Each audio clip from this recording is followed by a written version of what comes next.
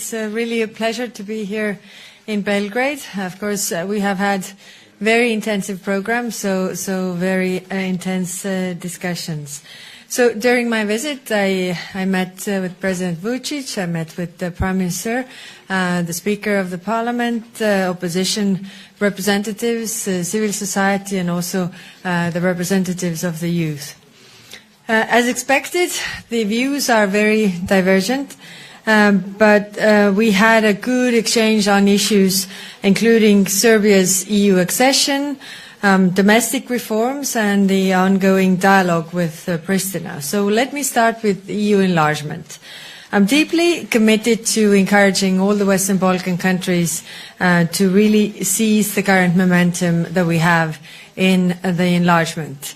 Yes, this process has been going on for quite some time, but there's always a political momentum, and this political momentum is right now.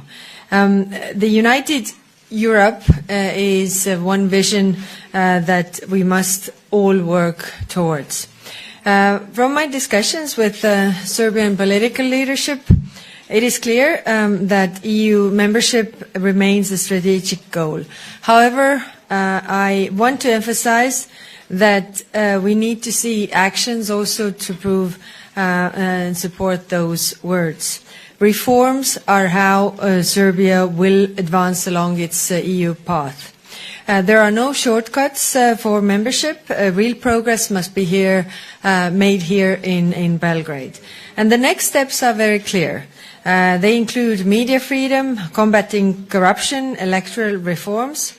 So reforms need to be real, not just ticking the box on the paper.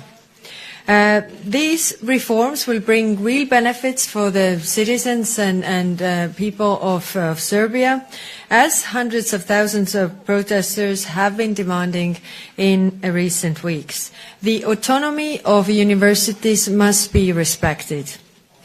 In our talks, we also addressed broader European security concerns. Serbia faces a strategic geostrategic choice where it wants to be. Serbia's European future depends on the values it chooses to uphold. We also talked about Serbia's relations with its closest neighbor.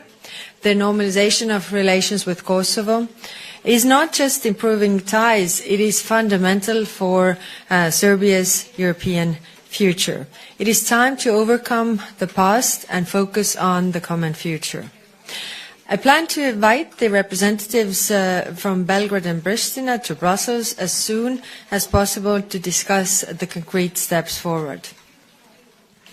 I also addressed the situation in Bosnia and Herzegovina, so I stressed to President Vučić and other leaders the importance of Serbia's leadership and constructive role in supporting the country's stability. The future of the region depends on this. So thank you. I'm willing to take your questions. Thank you very much. We have some time for questions. Please, Dušan, if you can please shortly introduce yourself and be very concise. Molim vas da